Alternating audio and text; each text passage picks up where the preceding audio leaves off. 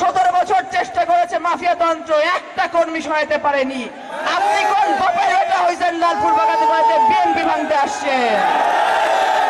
ভবিষ্যৎ বাংলাদেশ হবে নারীদের জন্য অর্থনৈতিকভাবে স্বাবলম্বী একটি বাংলাদেশ।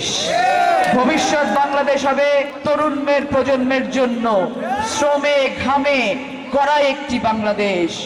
ভবিষ্যৎ বাংলাদেশ হবে তারেক রহমানের মানবিক বাংলাদেশ। ভবিষ্যৎ বাংলাদেশ হবে আমাদের সকলের জন্য একটি গণতান্ত্রিক বাংলাদেশ। নিয়োজিত হয়েছেন,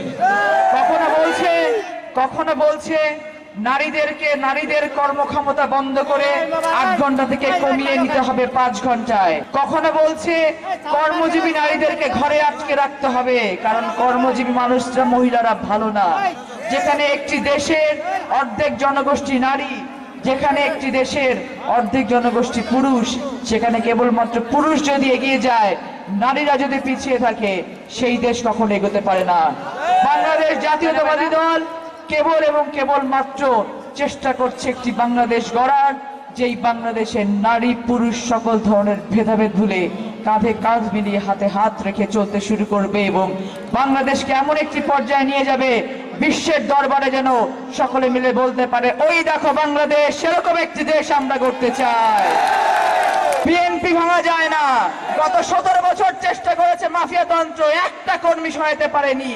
আপনি কোন বাপের বেটা হয়েছেন লালপুর বাগাতে বাড়িতে বিএনপি ভাঙতে আসছেন?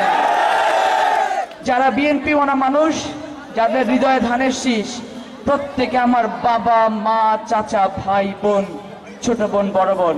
একটি সত্যিকারের বাংলাদেশ গড়তে চাই নতুন প্রজন্মের জন্য।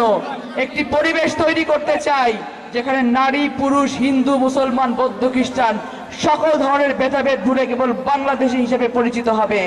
লালপুর বাগাতিপাড়াতে 2টো স্পেশাল শিল্প প্রতিষ্ঠান হবে। একটি শিল্প প্রতিষ্ঠান হবে কেবলমাত্র নারীদের জন্য, একটি শিল্প প্রতিষ্ঠান হবে কেবলমাত্র আমাদের যুবকদের জন্য, জেনজিদের জন্য। লালপুর বাগাতিপাড়ার ভবিষ্যৎ উন্নয়ন ঘটাবে নারীরা। লালপুর বাগাতিপাড়া এগিয়ে যাবে নারীদের অর্থনৈতিক স্বাবলম্বিতার মধ্য দিয়ে।